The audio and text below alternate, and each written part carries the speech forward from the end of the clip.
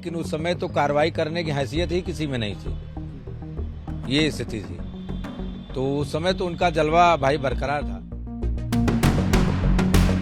तो सरकार की भी मिली भगत रहती थी, इसमें कोई अतीक की गड़बड़ी नहीं है। तो भू माफिया एडीए से लेके सारे लोग मिले भगत रहते थे, कौन कार्रवाई करेगा इनके ऊपर। सुरेशपाल मर्डर केस में जैसे जैसे पुलिस की तफ्तीश आगे बढ़ती जा रही है, माफिया डॉन अतीक अहमद के गुनाहों की परत दर परत खुलती जा रही है। प्रयागराज में अतीक अहमद के दबदबे की हर रोज एक नई कहानी सामने आती जा रही है। अतीक अहमद ने प्रयागराज में न सिर्फ आम लोगों की जमीनों पर कब्जा किया था, बल्कि उसके निशाने पर कई बड़े राजनेता और उनके करीबी भी थे। और उन्हीं करीबियों में से एक है सोनिया गांधी की करीबी रिश्तेदार वीरा गांधी। और अतीक अहमद ने उनकी इसी प्रॉपर्टी पर अवैध तरीके से कब्जा कर लिया था। सबसे पहले ये प्रॉपर्टी कहाँ पे स्थित है उसके बारे में हम आपको जानकारी दे दें कि ये प्रयागराज का सबसे जो पॉश इलाका सिविल लाइन है, और सिविल लाइन के महात्मा गांधी मार्ग के ठीक बगल में ही ये प्रॉपर्टी है। बताया ये जा रहा है कि साल 2007 में अतीक अहमद ने अपने गुर्गों की मदद से इस प्रॉपर्टी पर अवैध तरीके से कब्जा कर लिया था। वीरा गांधी ने इसकी शिकायत प्रयागराज स्थानीय प्रशासन से की, लेकिन कोई भी अधिकारी अतीक अहमद पर हाथ डालने से कतरा रहा था। अवैध कब्जा वो छुड़ा नहीं पा रहा था। बाद में जब इसकी जानकारी सोनिया गांधी तक पहुंची तो उन्होंने पीएमओ को सीधे तौर पर निर्देश दिया, क्योंकि उस वक्त 2007 में देश के अंदर यूपीए की गवर्नमेंट थी, प्रधानमंत्री मनमोहन सिंह प्रधानमंत्री थे।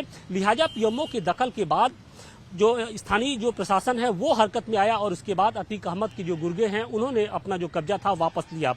बताया ये जा रहा है कि साल 2007 में उस वक्त अतीक अहमद की पूरे प्रयागराज में एक तरीके से तूती बोलती थी।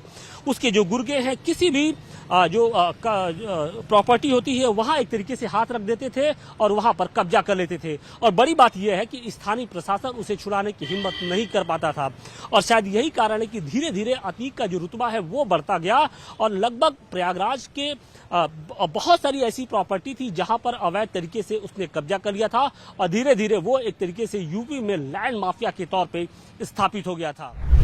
संजय जी, सबसे पहले क्या वाकया था 2007 का? ये 2007 की बात है। उस समय अतीक अहमद जी सांसद थे फूलपुर से, नेहरू जी की सीट पर, और भाई सपा की सरकार थी तो इनकी चलती ही थी, कोई इनके खिलाफ कौन बोलता था। लेकिन उस समय इन्होंने जैसे प्रॉपर्टी के कब्जा होता है तो इन्होंने गांधी परिवार के रिश्तेदार हैं, सभी लोग जानते हैं, और पैलेस टाकीज के पास पूरा गांधी प्रॉपर्टी है, बड़ी प्रॉपर्टी है।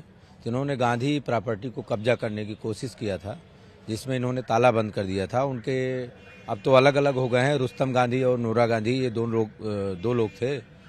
तो उस समय इन्होंने गांधी परिवार ने बड़ा जोड़ तोड़ लगाया कि खाली कर दे, लेकिन थाना पुलिस और हाई कमान तक कोई सुनवाई नहीं। अंत में बाध्य होकर उन्होंने मैडम सोनिया गांधी जी से बताया, तो उन्होंने तत्काल इसको पीएमओ ने इंटरफियर किया।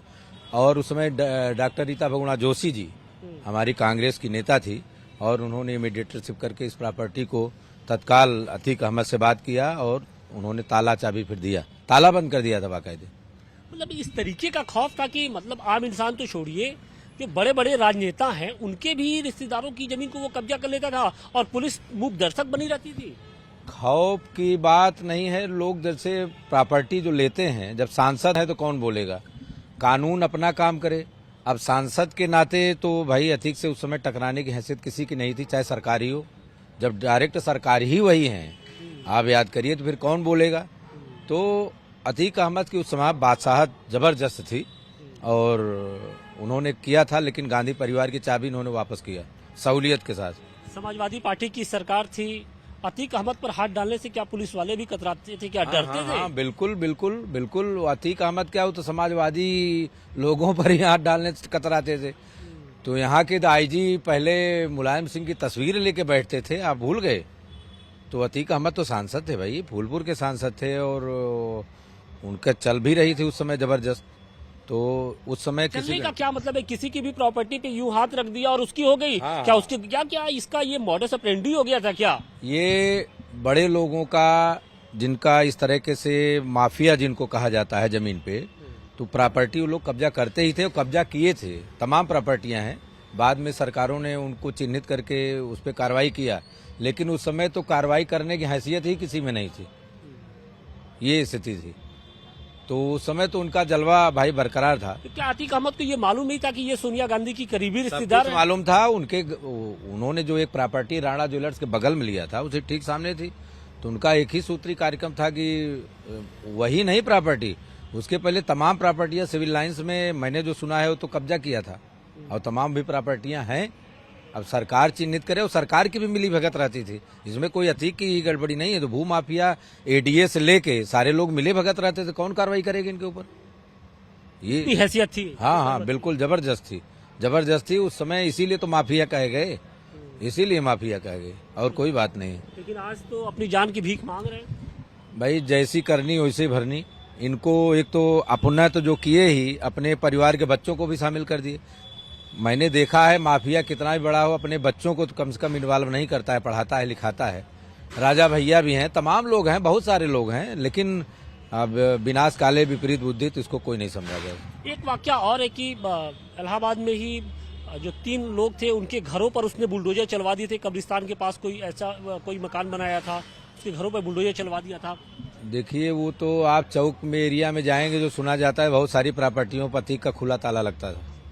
ये ताला लगता था, इसमें कोई बात नहीं।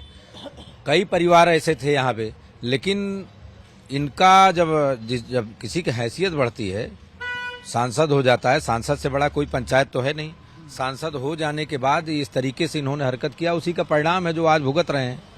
आज कहीं उनको रास्ता नहीं मिल रहा है कि हम कहाँ जाएं, तो गलती तो उन्होंने किया, और अगर उसी समय गलती सुधार लेते तो आज बड़े नेता होते यहाँ के।